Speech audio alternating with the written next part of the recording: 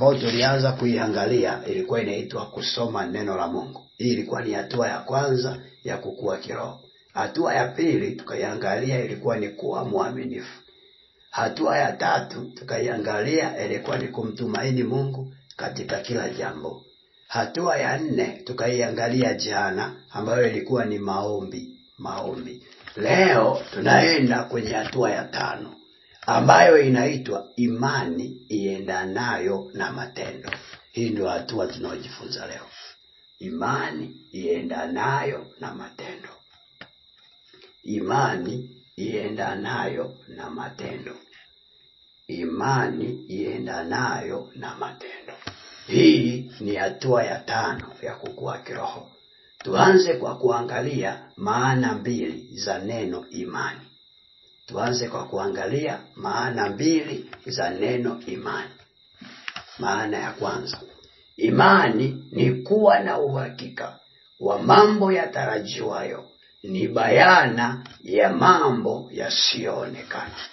Imani ni kuwa na uhakika wa mambo yatarajiwayo, ni bayana ya mambo yasiyoonekana. Kitabu cha Waebrania sura ya 11 mstari wa 1.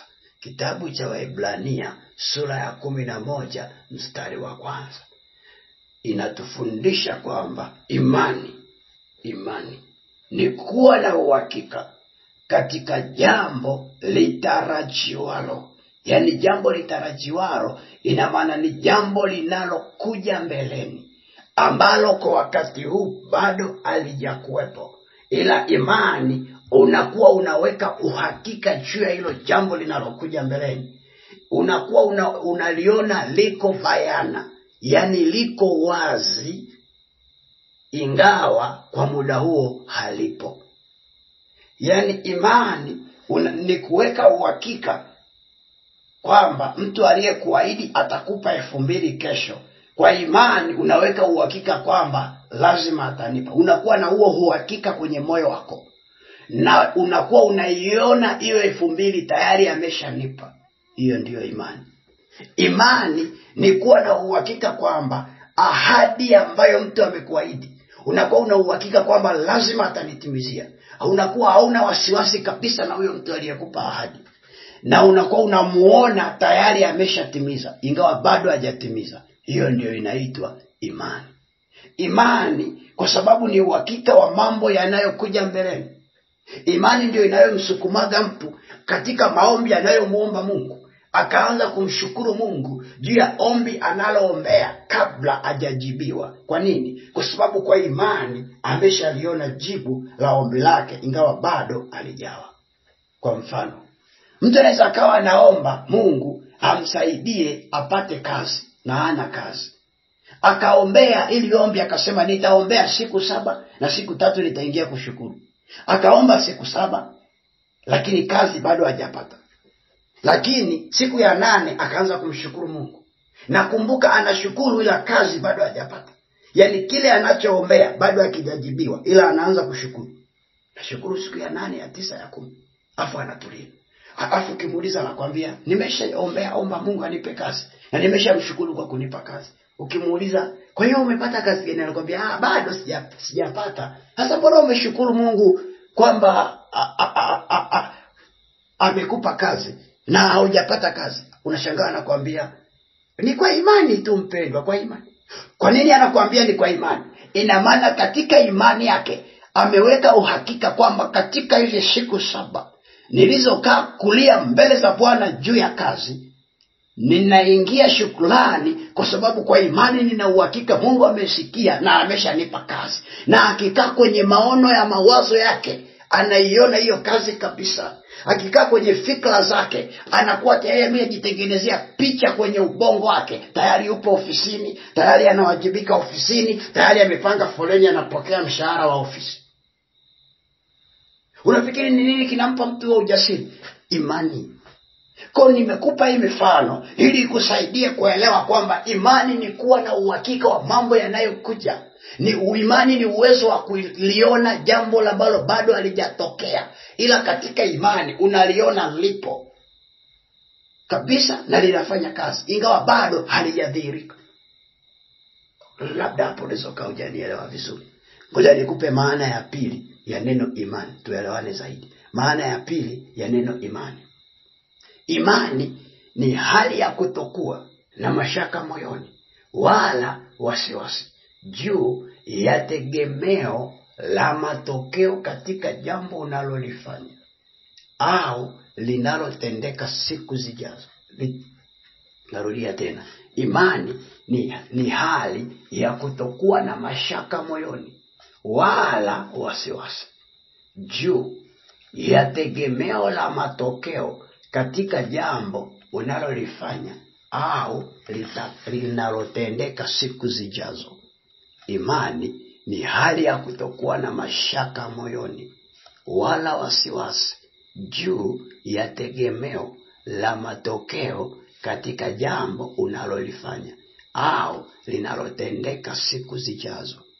Imani ni hali ya mtu kutokuwa na mashaka au neno wasiwasi. Imani ni ule uwezo wa kutokuwa na wasiwasi kwenye moyo wako.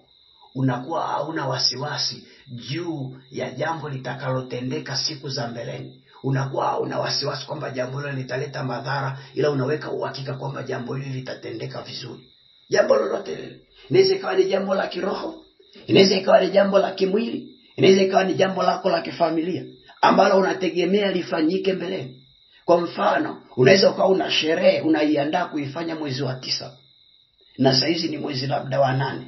Kwa imani unakuwa hauna wasiwasi juu ya sherehe ya mwezi wa 9. Unakuwa hauna wasiwasi moyoni. Unaamini sherehe itaenda vizuri, unaamini michango itaenda vizuri, unaamini kila kitu kitaenda sawa. Hauna wasiwasi, hauna mashaka, hauna stresi, hata kama hauna hela, lakini unakuwa una amani moyoni kwa sababu imani inaleta amani moyoni. Unakuwa una amani moyoni kwamba hili jambo litatimia tu.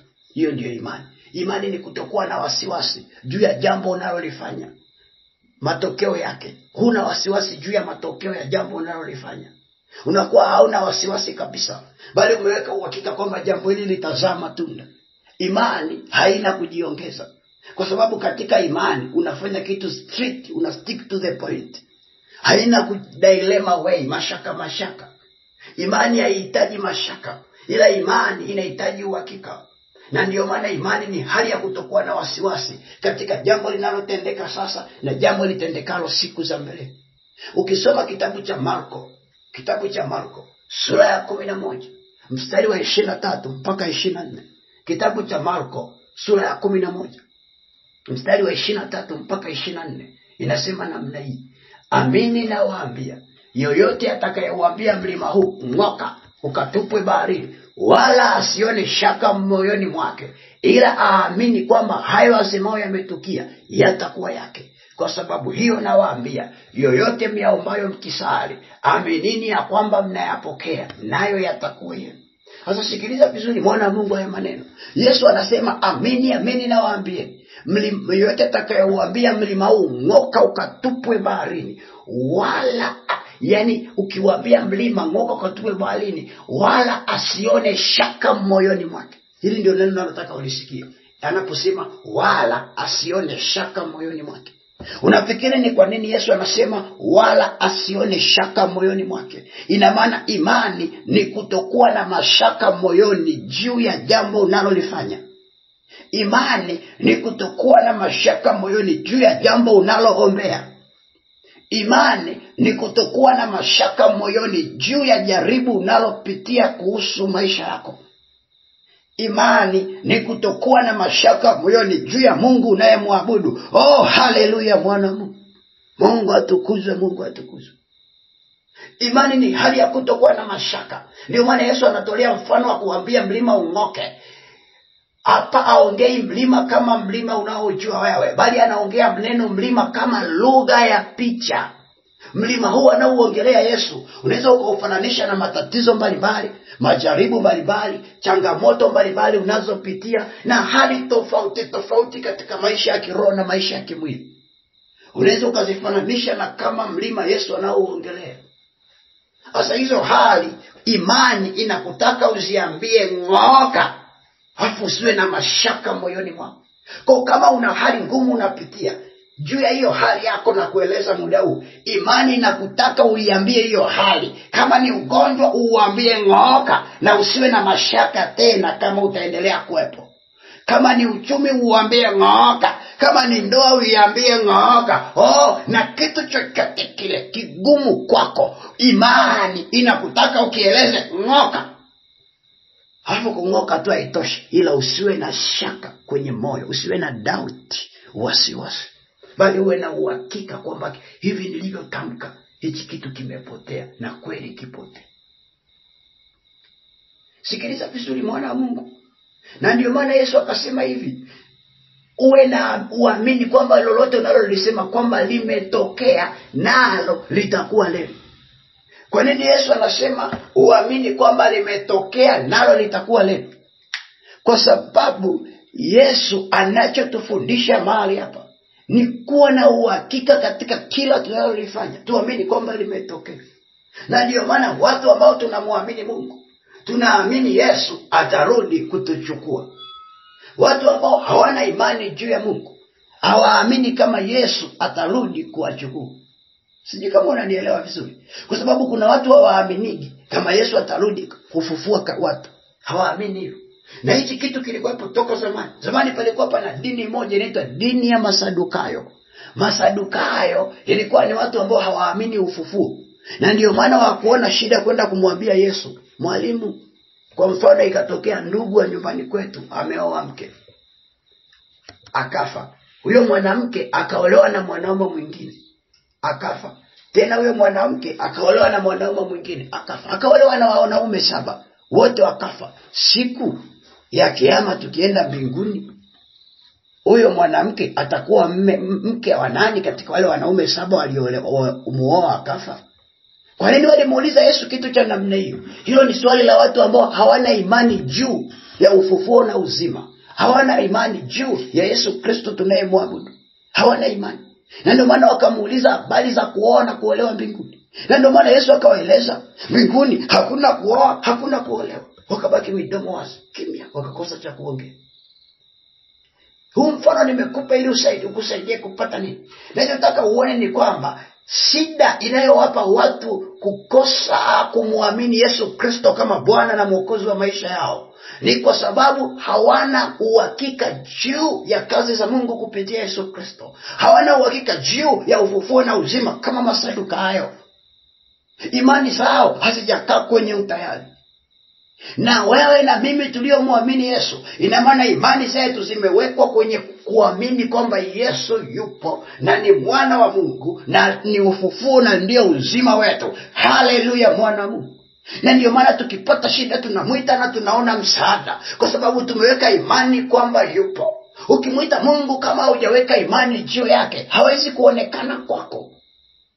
Na ndio maana kuna jambo unaweza ukalifanya na ukamuita Mungu asionekane, ila mwingine akamuita Mungu akaonekana. Kwa nini huyu amemuita Mungu hajaonekana, huyu amemuita Mungu ameonekana? Ni kwa sababu ya imani zenu. Imani ndio inayofanya Mungu ajifunue juu ya maisha yako. Kama hauna imani juu ya Mungu, hawezi kujifunua. Kwa sababu Yesu anaongea wazi kabisa kwamba ukiomba usipokuwa na shaka, anaonekana katika hiyo shida.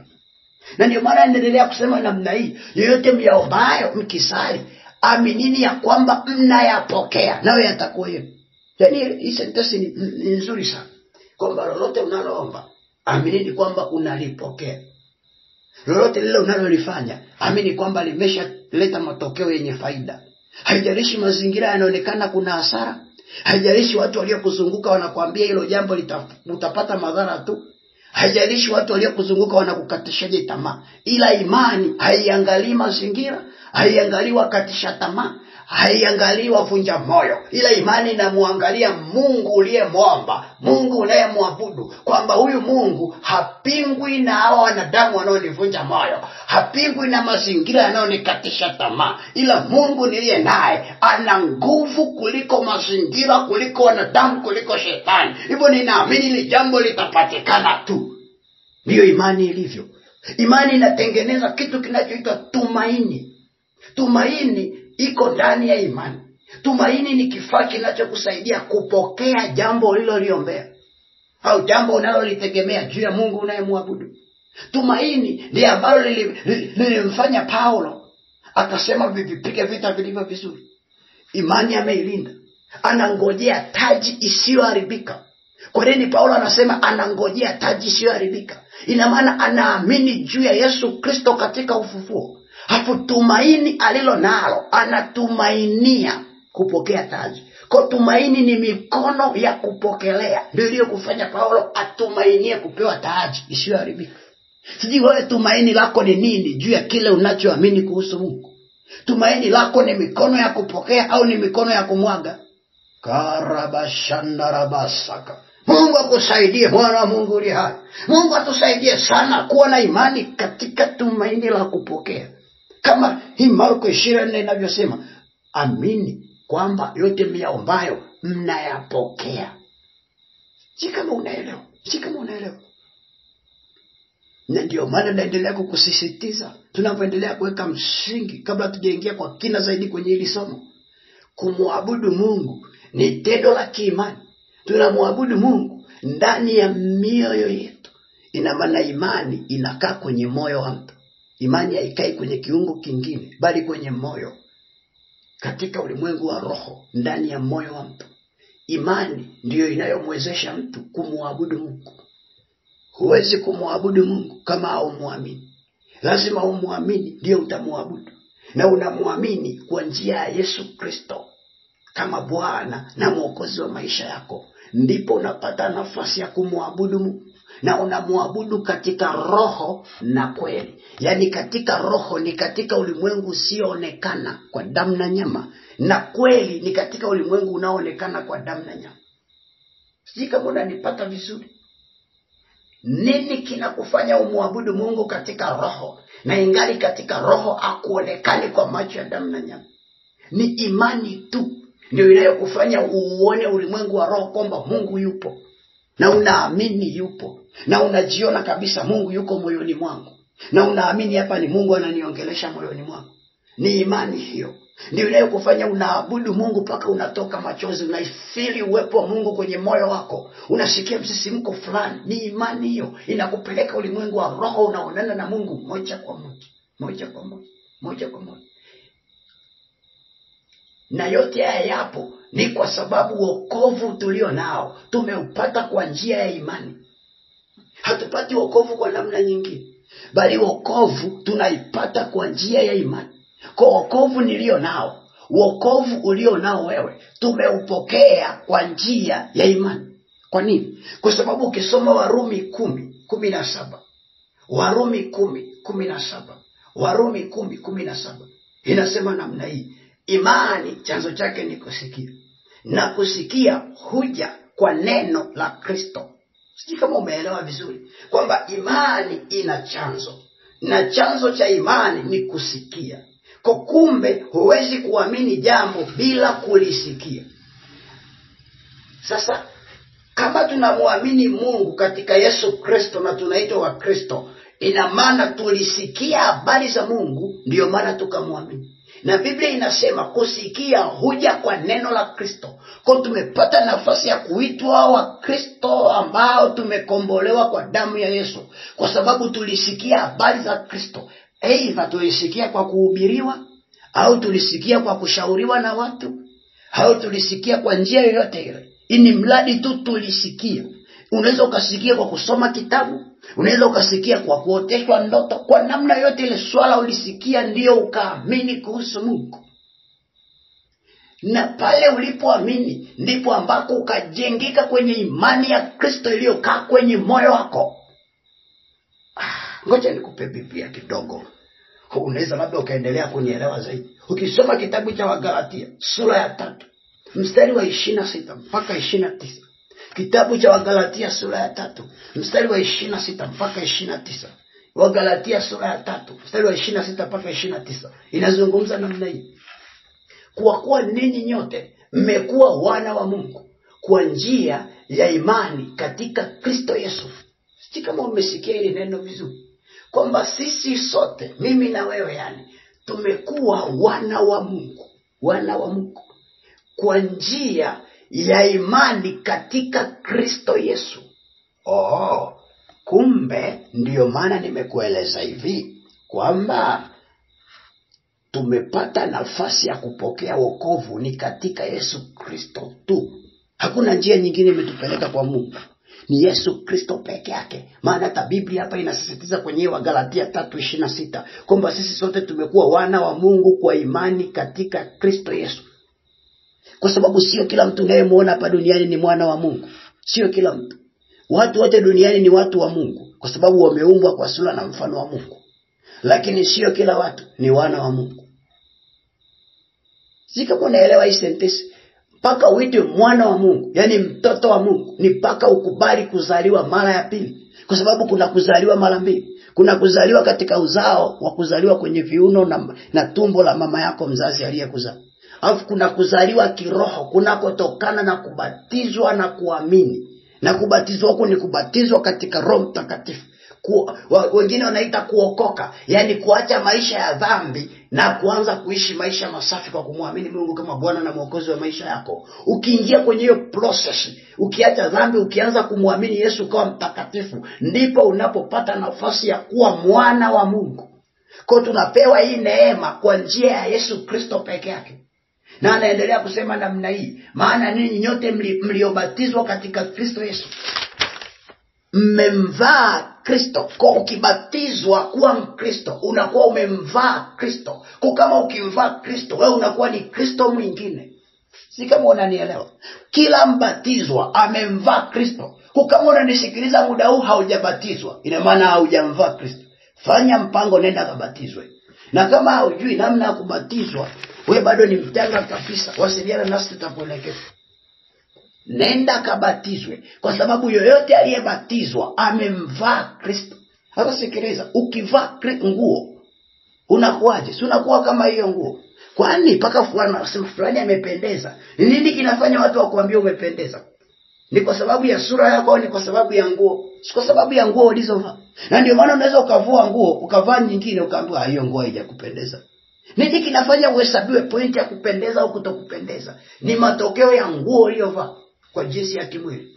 Na kiroho ndivyo ilivyo. Unaonekana wewe ni Kristo kama umemvaa Kristo, na unamvaa Kristo kwa njia ya ubatizo. Kwa kama hujamvaa Kristo, wewe upo uchi.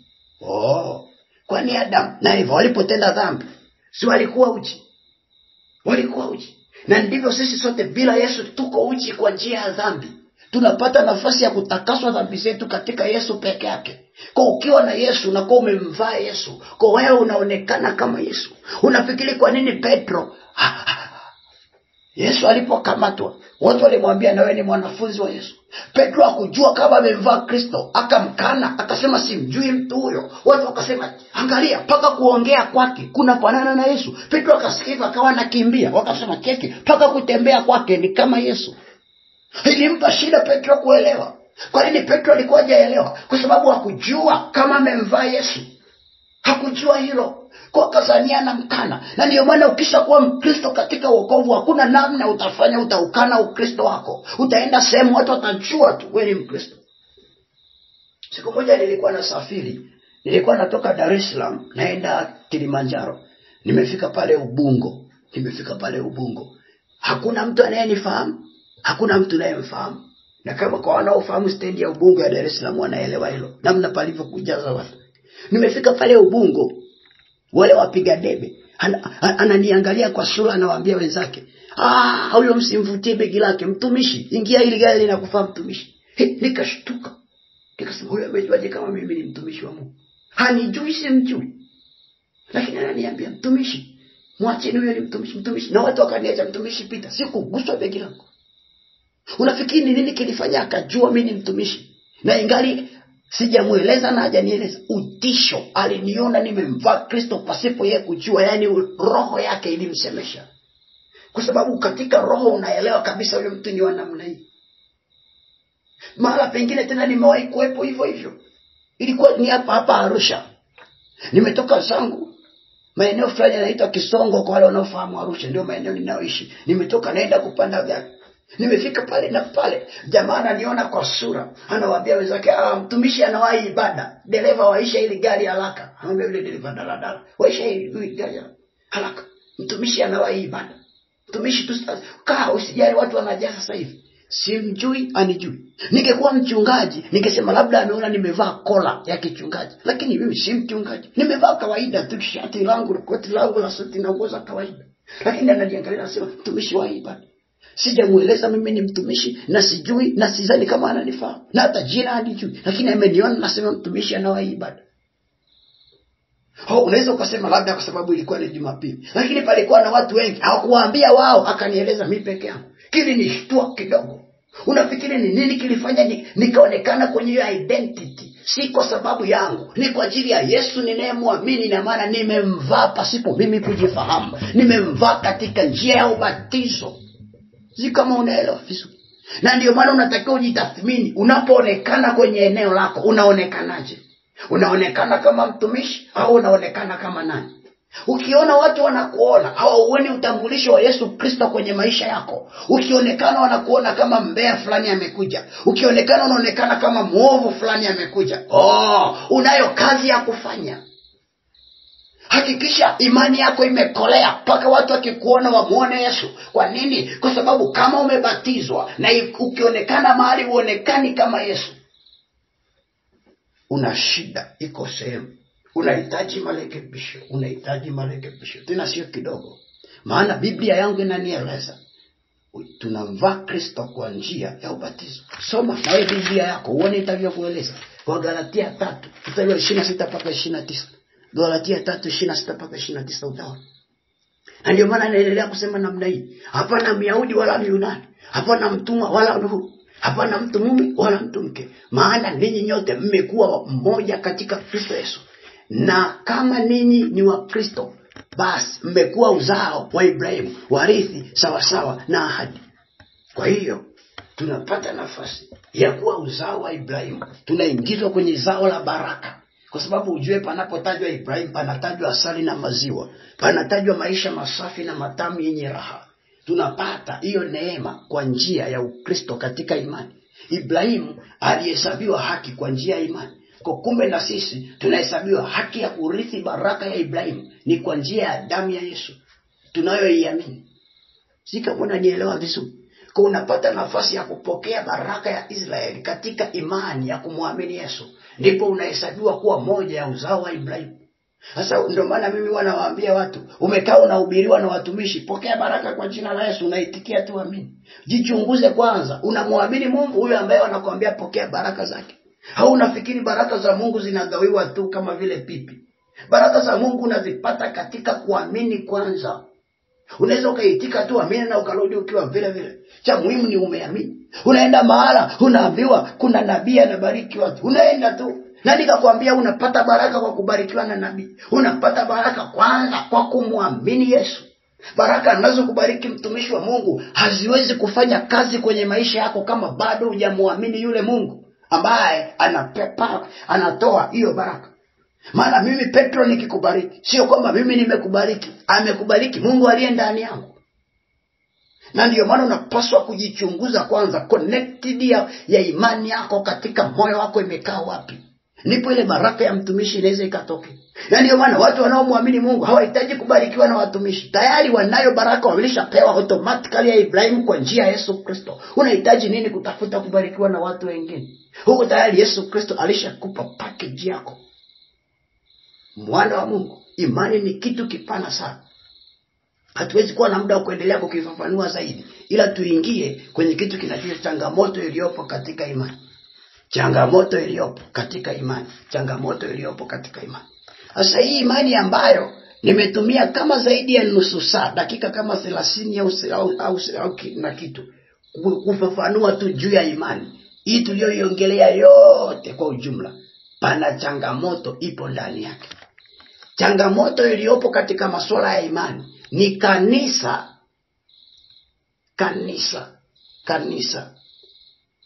Na watu wengi wameshindwa kuifanya imani hii ya Kristo iendane na matendo yao. Hiyo ndio changamoto iliyopo. Imani yote niliyokueleza mahali hapa, changamoto iliyopo ni sisi wa Kristo ambao ni mimi na wewe tunashindwa, tunafeli kuifanya hii imani yetu iendane na matendo yetu. Hii ni changamoto kubwa sana kwenye kanisa, kuanzia sisi wa Kristo wa kawaida mpaka wale ambao ni viongozi wa kanisa. Wote bado tunapata shida kwenye kuifanya imani yetu iendane na matendo yetu.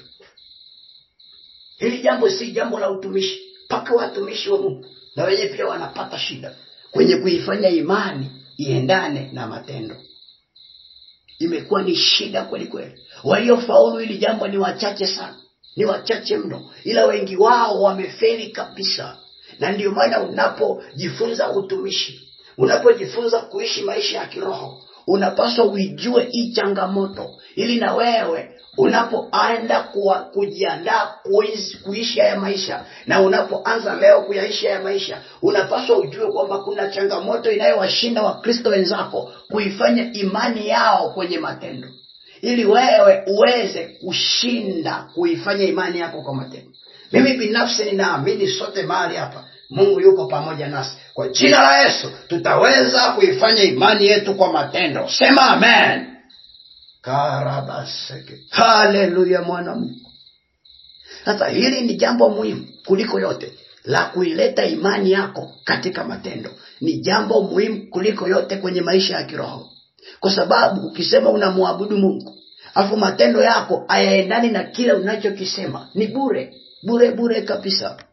Na ndio maana jambo la muhimu kuliko mambo yote kwenye Ukristo ni imani ya Kristo kuwa kwenye matendo yako. Ndio maana hata Biblia imeeleza haya mambo. Ngoja nikupitisha kwenye hili andiko uone. Kitabu cha Yakobo sura ya pili mstari wa 14 na 17. Kitabu cha Yakobo sura ya pili mstari wa 14 na 17. Yakobo 2:14 na 17 inasema namna hii: ndugu zangu, yafaa nini mtu akisema ya kwamba anayo imani lakini hana matendo? Je, ile imani yaweza kumuokoa? Hapo mstari wa 17 anasema, vivyo hivyo na imani isipokuwa na matendo imekufa nafsini mwake. Sikiliza vizuri mwana Mungu. Inafaa nini ukisema una imani lakini huna matendo yanayoendana na ile imani ulio nayo? Hilo ni swali tunaulizwa sote, mimi na wewe na Yakobo leo. Roho Mtakatifu anatuuliza. Tunasema sisi ni Wakristo, tunasema tunampenda Mungu, tunasema tunampenda Yesu, tunasema tumejazwa Roho Mtakatifu, tunasema tupo kwenye kanisa zuri na tunamwabudu Mungu vizuri. Je, hayo tunayoyasema kama matendo yetu hayaendani nayo, inafaa nini sisi kuwa Wakristo? Sisi hasara tu. Ndio maana nyingine. Kuwa Mkristo afu matendo yako sio ya Kikristo, wewe ni hasara. Yaani kama tenga la nyanya, zile nyanya zilizooza ndani ya tenga. Wewe ambaye unasema ni Mkristo afu imani yako haendani na matendo, wewe ni nyanya iliyooza kwenye tenga. Wewe ni muozo tu. Kuna faida. Yaani kama ni maji, wewe ni zile takataka ndani ya maji. Sisi kama unanipata. Kama ni ubwabwa mzuri uliopikwa jikoni, wali safi, mama amepika wali mzuri, kama wewe imani yako haendani na matendo, wewe ni mawe katikati ya wali. Watu wakitafuna wanakanyaga mawe kaya. Yaani kama ni dereva gari, wewe ni imani ambayo una matendo. Wewe ni yule abiria ambaye amekaa kwenye gari afu ajui anakoenda. Anaambia wewe unashukia wapi? Anasema nimepanda tu, nipo tu, nimepanda kuzuga kidogo na refresh. Hajui anakoenda. Yaani upo tu kwenye gari la Yesu. Yesu anakanyaga gia, wewe upo tu, matendo yako ni kinyume kabisa na utaratibu wa Yesu. Wewe ni bure. Na ndio maana Biblia inasema, je, imani inaweza kukuokoa? Vivyo hivyo imani isipokuwa na matendo imekufa nafsini mwake. Kwa nini anaongelea kitu cha nafsi? Kwa sababu imani inakaa kwenye nafsi. Nafsi ndiyo moyo. Imani inakaa moyoni, nafsini. Kwa usipokuwa na matendo, imani yako ya Ukristo ilishakufa. Wewe unakuwa ni Mkristo jina. Wewe ndio kenge kwenye mamba. Unakuwa ni kenge tu. Ni kenge tu katikati ya mamba. Na ndio maana kila mtu anapaswa kuhakikisha katika wokovu wake huu tulio nao, Kila mtu, yani Kiswahili kingine, kila mtu unayenisikiliza muda huu, wewe hapo uliyekaa, wewe mwenyewe unayenisikiliza, unapaswa imani yako ya Ukristo uipeleke iendane na matendo yako. Usiishie tu kuwa Mkristo wa mdomoni kama Mafarisayo. Walikuwa ni watu wanaoongea habari za Mungu mdomoni, lakini ukiangalia matendo yao hayaendani na Yesu wanayemtamka katika mdomo, hawaendani na Torati wanayoiongea mdomoni. Na ndio maana Mungu alisema, Yesu akawaeleza namna hii kwamba ninyi watu mnaniabudu bure kwa sababu mnasema maneno mdomoni, matendo yenu ni 0.000. Nukta 000 zinaendelea. Alafu mdomoni wazuri kweli. Mdomoni wazuri. Baba paroko baba. Amilele amina baba. Ndiyo baba. Yaani ukiwasikiliza kwenye maneno safi, kila kitu baba, wanyenyekevu wa maneno, matendo ni 0. Hakuna kitu. Na mna watu wabaya kama watu wenye maneno matamu afu matendo ni mabaya. Hamna roho chafu kama roho ya unafiki.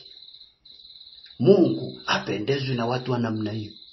Na ndiyo maana mimi na wewe tunapaswa tuhakikishe imani yetu iendane na matendo yetu. Hii ni hatua muhimu sana ya kukua kiroho. Ukiwa na matendo yanayolingana na imani yako, unakuwa sana kiroho. Kwa mfano, tunapaswa kuhakikisha matendo yetu tuonyeshe kutokutenda dhambi, kama ambavyo kwenye midomo yetu tunasema Mungu hapendi dhambi. Tunajua wazi kabisa Yesu Kristo hapendi dhambi. Tunapaswa na kwenye matendo yetu tuwe hatutendi dhambi.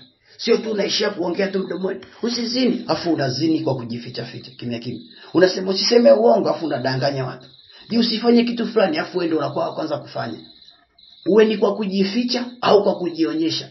Macho ya Bwana yanaona kila mahali. Mungu anaona kila mahali. Afu kizuri zaidi, Mungu ndiye anayehesabu dhambi, sio mwanadamu. Kwa hata ukifanya dhambi kwa kujificha, Mungu anaona. Ukifanya dhambi afu ukisema sitaenda kuungama, Mungu anakuona. Unapofanya makusudi kusema sitaenda kuungama, hakunaga kitu cha namna hiyo wewe. Acha ujinga. Imani yako iko wapi? Yaani popote pale unapotaka kufanya dhambi, Roho Mtakatifu anakusuta nafsini mwako, ndio ile dhamiri kwamba imani yako iko wapi. Unaiba, imani yako iko wapi? Unadhulumu mtu. Mtu amekukopa hela hujalipa deni, imani yako iko wapi kwenye kulipa madeni? Mbona ulipi? Wewe hapo unayenisikiliza, unadaiwa, mbona hujalipa, unazungusha tu mtu? Imani yako iko wapi? Wewe ambaye umekosana na mtu utaki kumsamehe, iko wapi imani yako? Mbona Yesu anasema msamehe waliowakosea? Mbona wewe usamehi? Matendo yako yako wapi ya imani? Wapendwa, tunapaswa tulete kile tunachoamini kwenye matendo. Dhambi namna inavyopingwa kwenye matendo yetu, pia tuishi bila kutenda dhambi. Hiyo ndio imani inayotakiwa ili tuweze kukua kiroho. Kutoa sadaka, imani yetu inataka tutoe sadaka. Usiishie tu kusema kwenye mdomo. Ni vizuri kutoa sadaka. Jitutoe zaka fungu la 10. Unaongea tu mdomoni. Tunataka na matendo yako. Kwenye matendo unatoa sadaka. Tunatakiwa tuhakikishe kama ambavyo imani yetu kwenye midomo tunazungumza tutoe sadaka, na tunaamini kwenye moyo ukitoa sadaka unabarikiwa, na kwenye matendo tutoe. Tusiwe wazugaji. Tutoe. Kama ni zaka fungu la 10 toa kamili. Sadaka za kawaida toa kamili. Acha wizi. Sijui tuishi kimatendo kama vile neno la Mungu linavyosema. Tunapaswa kuenenda namna hiyo. Unajua kujui, unapaswa kuishi kama neno linavyosema. Unalijua neno, haulijui neno, hiyo haimzui Mungu kukuhesabia. Cha msingi tu umeshamwamini, unatakiwa kulijua neno. Neno la Mungu linaposema usifanye hichi, unapaswa kuishi bila kukifanya. Neno linaposema fanya kitu fulani, imani inapaswa uilete kwenye matendo kwamba ufanye hicho kitu. Haijalishi kinaonekana ni kigumu ni chepesi, paka Mungu amesema ukifanye, anajua inawezekana kukifanya. Na ndio maana Petro, Mungu alipomwambia kwa habari ya mwanaume aoe mke mmoja, Mungu alivyoeleza Mafarisayo, Petro akasema hili jambo ni gumu sana. Akamwambia Yesu, ni gumu sana mambo ya kuoa na kuolewa kama yako namna hiyo. Kwa sababu akafikiria, na maana mimi kijana nioe binti, Paka nazeeka ni huyo huyo, sitaki hata kuchepuka kidogo nikaonje pembeni. Kama nimemuoa amepigwa pasi, ndio huyo huyo na kupigwa pasi. Hata nikaona wenye shepu kubwa haitakiwi. Kama nimeoa mwenye shepu nikaona modo amenoga, ni huyo huyo mwenye shepu, sitaki kuchepuka. Wakina Petro akaona mbona kama ni kitu kigumu sana hichi. Yesu akawaambia kwa wanadamu haiwezekani, ila kwa Mungu yote yanawezekana. Kwa ukijiona kuna jambo huwezi kulifanya kwenye matendo, huwezi kudumu na mke wako unachepuka, huwezi kudumu na mume wako unachepuka, huwezi kufanya jambo la kiroho unachepuka dhambini, unaona kama vile mbona ni ngumu sana kukaa hivi, ni kwa sababu bado huna imani. Ukiwa na imani, iweke kwenye tegemeo juu ya Mungu. Kwa sababu unaweza ukaweka imani kwenye tegemeo la wanadamu. Weka imani kwenye tegemeo la Mungu. Ukiweka imani kwenye tegemeo la Mungu, hata lile jambo linaloonekana ni gumu kufanyika, Mungu anaachilia empowerment, uwezeshwaji fulani ndani ya moyo wako. Anakuwezesha kufanya jambo wengine wasiloweza kulifanya, wewe unaweza kulifanya. Na watu wanajiuliza umewezaje? Nimewahi kwenda mikoa fulani ya kusini kipindi fulani. Mikoa ya kusini, mfano mkoa unaitwa Mtwara.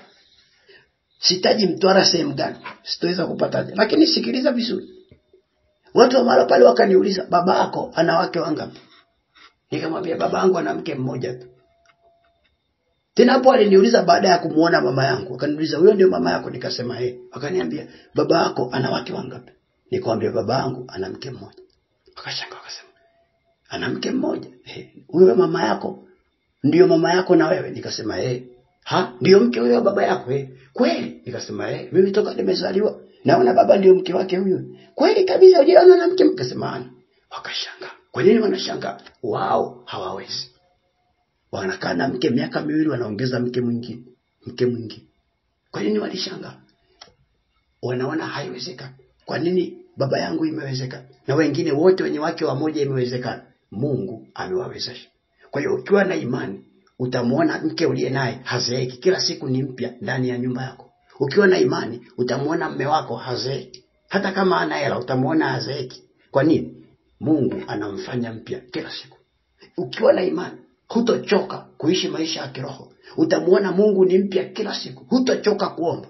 Hutokaa kuungana na watu wanaosema Bwana kila siku kuomba tu. Mnaombaga nini? Haviishi tu hivyo vitu mnavyoombaga. Hutoona hilo jambo. Hutaona shida kusoma Biblia. Kusema kitabu gani yakiisha kichi, hutaona shida, utaisoma tu. Kwa sababu imani yako inakufanya usichoke. Yale ambayo hayawezekani kwa watu wengine, Mungu anaweka uwezeshwaji ndani yako, anakuwezesha. Si kama unanipata vizuri? Na ndio maana tunasema imani unatakiwa uilete mpaka kwenye mahubiri unayohubiriwa, mafundisho unayofundishwa. Kama hapo unaposikiliza haya mafundisho, unaposikiliza mahubiri kwenye misa kanisani, kwenye ibada mbalimbali, unaposikiliza yale mahubiri kwenye mikutano, kwenye maeneo tofauti, wewe kwenye redio unasikiliza popote pale, unasikiliza haya Jerusalem popote, hayo mahubiri, hayo mafundisho, hayo maombi unatakiwa uyalete kwenye matendo yako. Usishie tu kujifunza kitu ukakiishia hewani tu kwenye kukisikia. Unatakiwa ukilete na kwenye matendo. Usiondoke unasema neno la leo lilikuwa tamu, neno mtumishi alihubiri, neno limenigusa. Hapo ukienda kwenye matendo hujalifanyia kazi, ni bure kabisa. Lilete na kwenye matendo. Kwa nini? Kwa sababu kitabu cha Isaya sura ya 40 mstari wa 8, Isaya sura ya 40 mstari wa 8 inasema namna hii: majani yakauka, ua la nyauka, bali neno la Mungu wetu litasimama milele. Kwa majani yananyauka, jua linakauka, lakini neno la Mungu linasimama milele. Kwa hiyo inamaanisha nini? Imani yenye matendo inakusaidia usimame milele, kwa sababu neno la Mungu ndiye neno mwenyewe, anasimama milele. Kwa hiyo utakuwa kiroho kwa sababu utakuwa umesimama milele kila siku. Lakini wako wa Kristo wamenyauka maisha yao, wako wa Kristo wamekauka. Kwa nini? Hawana imani yenye matendo. Ndio maana wamo kanisani lakini bado wanashambuliwa na shetani. Anawapepeta kweli kweli. Bado wanateswa na mambo ya dunia. Nini kinawasumbua? Ni wamenyauka na wameteseka. Matendo yao hayaendani na Yesu aliye naye. Na hawa ndio wamejaa kwenye majumuiya yetu. Wakikuona imani yako ipo kwenye matendo, wanakuona kama wewe umewaletea dini nyingine ndani ya jumuiya zetu za Kikristo. Lakini kiukweli hujawapelekea dini nyingine, bali umewapelekea Ukristo halisi. Mimi kuna kitu naomba nikiongee mahali hapa. Kuna watu mimi wananisikitisha sana. Wanasema jitaratibu za kanisa, kunywa pombe ni desturi ya kanisa. Lakini kiukweli kabisa kunywa pombe sio desturi ya kanisa. Ila kunywa pombe ni desturi ya wanakanisa ambao imani zao haziendani na matendo. Hao ndio wanadanganya watu kwamba kunywa pombe ni desturi ya kanisa. Na wakikaa wanakunywa pombe kabisa, wanakwambia hii haina shida. Lakini kiukweli kabisa Biblia haijasema moja kwa moja kama kunywa pombe ni dhambi. Na wala Biblia haijakataza moja kwa moja. Ila Biblia imeeleza madhara ya pombe. Na ndio maana Biblia ikaeleza mtu akitaka kuwa askofu, akitaka kuwa shemasi, akitaka kuwa mtumishi, asiwe mtu wa kuzoelea vilevi. Unafikiri kwa nini Biblia imeeleza namna hiyo? Kwa sababu inajua ulevi unadhalilisha. Na ndio maana ukisoma Methali inasema nani apigaye yoe, nani aliaye kama kichaa, inasema ni yule atumiaye mvinyo. Kasome Isaya sura ya 5, kasome Biblia yako uone, kasome kitabu cha Methali, kasome kitabu cha Timotheo wa kwanza sura ya 3. Utaona Biblia inakataza watumishi wasinywe pombe. Kwa hiyo kila aliyeokoka ni mtumishi kwa sababu ni kuhani. Afu wewe unakunywa pombe unasema ni desturi ya kanisa. Iko wapi imani yako kwenye matendo? Iko wapi? Iko wapi? Wapendwa wana wa Mungu, wewe unayesikiliza muda huu, hupaswi tena kuzoelea vilevi. Kwa sababu wewe tayari ni mtumishi wa Mungu. Wewe tayari ni kuhani. Upaswi kuzoelea vilevi. Mtu yote yule ambaye ameokoka, amemkiri Yesu Kristo kama mwokozi wake, tayari anafanywa kuwa kuhani. Tumetofautiana tu vyeo katika ukuhani. Kwa hiyo upaswi kuzoelea vilevi. Biblia imekataza. Pia tunapaswa kutumia mamlaka Mungu aliyotupa kukabiliana na nguvu za giza za shetani kimatendo. Ujue kuna mamlaka Mungu ametupa. Tunapaswa tutumie mamlaka zetu kimatendo. Mungu ametupa mamlaka kukabiliana na shetani. Tunapaswa tumkabili shetani kimatendo, sio kwa maneno. Tusiogope uchawi kimatendo, sio kwa mdomo. Sio tu kwa mdomo unasema mimi siogopi wachawi. Alafu ukilala usiku ukisikia bati limelia, unaanza kukemea kwa jina la Yesu, pepo toka. Kumbe ni bati tu linajinyoosha. Kwa sababu bati likipigwa sana na jua mchana, usiku lazima lilie. Umekaa zako unasikia bati linalia, unaanza kukemea. Panya anapita kitandani unaanza kukemea kwa jina la Yesu, shiba. Kumbe ni panya anapita.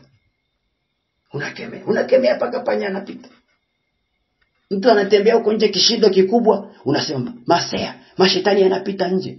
Ndi. Kumbe linapita lijamali na uzito wake mnene, linapita nyuma ya nyumba yako, hapo watu zinalia kwa sababu ni usiku zinalia sana, unasema majini yanapita, masea yanapita nje, mapepo yanapita. Usiku mapepo yalipita, nimekemea kweli. Kumbe anapita zake jamani bonge anapita. Iko wapi imani yako wewe muoga? Ngoja nikusome kitabu cha Luka sura ya 10 mstari wa 19. Luka 10:19. Sikiliza inavyosema.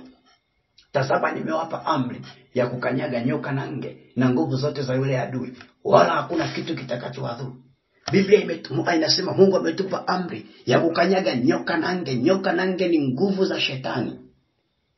Tumepewa uwezo wa kuzikanyaga. Yaani kitu unachokikanyaga ina maana kiko chini yako, wewe ndio unakitawala. Ina maana sisi wachawi tunakanyaga. Waganga wa kienyeji tunakanyaga. Mapepo tunakanyaga. Na kila shughuli za shetani tunazikanyaga, mpaka shetani mwenyewe. Kwa sababu tumepewa huo uwezo na Yesu Kristo. Kwa hiyo mimi napaswa kwenye matendo yangu pamoja na wewe kweli tumkanyage shetani. Tusiishie tu kwa mdomo. Kutakanyaga nyoka na nge unaitikia amen mtumishi. Afu ukiona wachawi unawakimbia. Mapepo, mtu akilipuka pepo unamkimbia, unakuta njoo muombe huyu ana mapepo. Na yeye nakuja unakimbia. Unaenda unachukua maji unakuwa unamwagie vimaji, afu unakimbia. Nani kakwambia? Mkabili kwa ujasiri ukiamini Yesu uliye naye ana nguvu kuliko huyo pepo. Ukiamini Yesu uliye naye ana nguvu kuliko waganga. Na ndio maana unatakiwa usitishike na wachawi, usitishike na nguvu za giza. Usimame kuzikabili. Eti unalala usiku, huwezi kulala peke yako. Mpaka uwe na mtu ulale naye wawili kwenye chumba kimoja. Kwa nini? Unaogopa. Eti unaogopa utaota ndoto mbaya. Eti unaogopa utakabwa na majinamizi. Wewe Ukristo wako uko wapi unaogopa majinamizi? Amini Yesu uliye naye sasa ana nguvu kuliko majinamizi. Kama unateswa na majinamizi, mwite Yesu kuanzia leo. Mwambie Yesu, nimejua leo una nguvu kuliko majinamizi ambayo kila nikilala yananikaba. Kila nikilala naota ndoto mbaya. Kuanzia leo ninaamuru haya majinamizi kwa jina la Yesu, na kanyaga, utaona kama utaota tena. Hutaota tena. Shetani amekufunga usijue mamlaka yako. Itumie kimatendo. Tunatakiwa tusiogope kitu. Kasome hata Marko 16. Marko 16 mstari wa 17 mpaka 18. Marko 16:17-18. Mungu anasema na ishara hizi zitafuatana na hao waaminio. Kwa jina langu watatoa pepo. Sikiliza, umepewa uwezo wa kuyatoa mapepo, sio mapepo kukutoa wewe. Umepewa uwezo wa kusema kwa lugha nyingine. Kunena kwa lugha umepewa huo uwezo. Unaona watu wananena kwa lugha unawapinga. Kunena kwa lugha sijui ni nini na nini. Nani kakudanganya? Ni kitu cha Mungu mwenyewe, ni moja ya karama zake.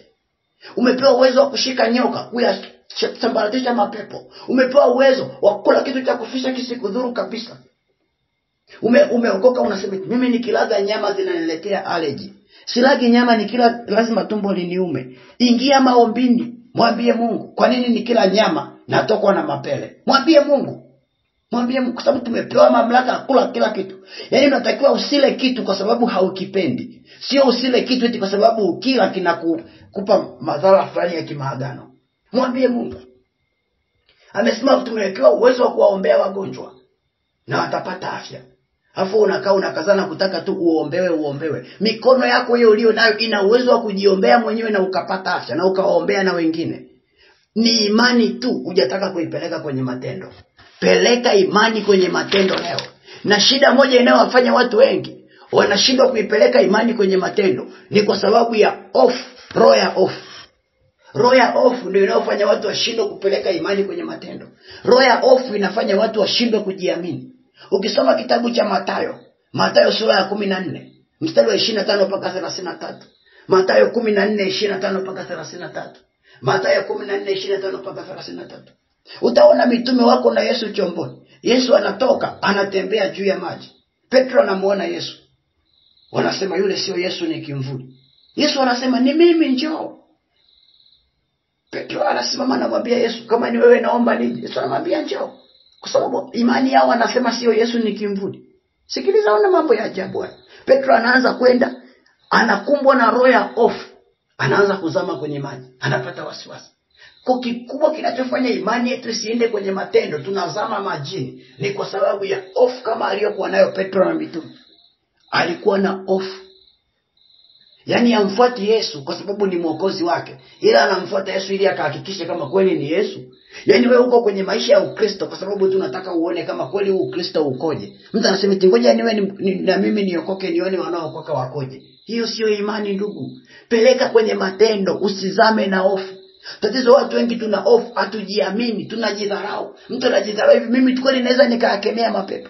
Hivi mimi huyu ndio wa kuombea wagonjwa wakapona. Hivi mimi huyu ndio wa kuhubiri. Hivi mimi huyu ndio sio wa kuacha kitu fulani. Hivi mimi huyu kweli, mimi huyu ndio wa kushauri watu. Hivi mimi huyu za nini? Unaweza katika Yesu Kristo. Tunayaweza yote katika yeye atutiaye nguvu. Tunaweza na kuweza na tunashinda zaidi ya kushinda katika yeye aliyetupenda. Usijidharau. Hivyo ulivyo wewe ni wa tofauti kabisa na watu wengine. Amini Mungu uliye naye ni mkubwa kuliko vitu vyote unavyoviona. Na ndiyo maana mpendwa, imani yako ilete kwenye matendo kuanzia leo, uweze kukua kiroho. Kukua kiroho ndio jambo linalotakiwa. Hujaitwa ili udumae ubaki hapo hapo, unatakiwa ukue. Na ili ukue unapaswa imani ulio nayo uilete na kwenye matendo yako. Rabaseke. Ribasaka. Mungu, ninaomba kwa ajili ya mtoto wako anayenisikiliza muda huu. Bwana, ninaomba utusaidie sote kuanzia mimi na wewe mwenyewe Bwana. Bwana Yesu, tuwezeshe imani zetu sisi sote Mungu ziweze kuja na kwenye matendo. Bwana Mungu, tushike mkono katika jina la Yesu Kristo. Naomba utuondolee roho ya hofu, roho ya uoga inayotawala maisha yetu iondoke. Tunaomba uachilie nguvu ya Roho Mtakatifu ndani yetu. Tupokee nguvu ya Roho Mtakatifu leo. Roho Mungu, tuwezeshe imani yetu ikafanane na matendo ili tuweze kukua kiroho katika jina la Yesu Kristo wa Nazareti ali hai. Mungu Baba, tutunze na kutulinda katika wokovu wetu. tuendelee kukua na kuongezeka. Siku zote tuweze kulisoma neno lako. Siku zote tuweze kulikuwa waaminifu kimatendo, kusoma neno kimatendo. Tuweze kumtumaini Mungu katika kila jambo kimatendo. Naomba Mungu tusaidie siku zote. Bwana, tuweze kuifanya imani yetu iendane na matendo yetu. Upendo ukae kimatendo kwenye maisha yetu. Kama Mungu usemavyo, nasi ndivyo tuwe, ili tusimame imara kama neno lako linavyosimama, katika jina la Yesu Kristo. Bwana Yesu, tunaendelea kuiombea madhabahu ya Jerusalem. Endelea kuwasaidia wana Jerusalem wote kuendelea kukua kiroho kadiri ya mafundisho ya Bwana. Waendelee kujengwa katika misingi yako. Baraka zako Mungu zikae pamoja nasi, katika jina la Baba, Mwana na Roho Mtakatifu. Amen. Asante Yesu kwa wema wako na upendo wako. Asante Mungu kwa siku zote hizi 5 ulizonitumia. Jina lako litukuzwe milele na milele. Amen. Wana wa Mungu,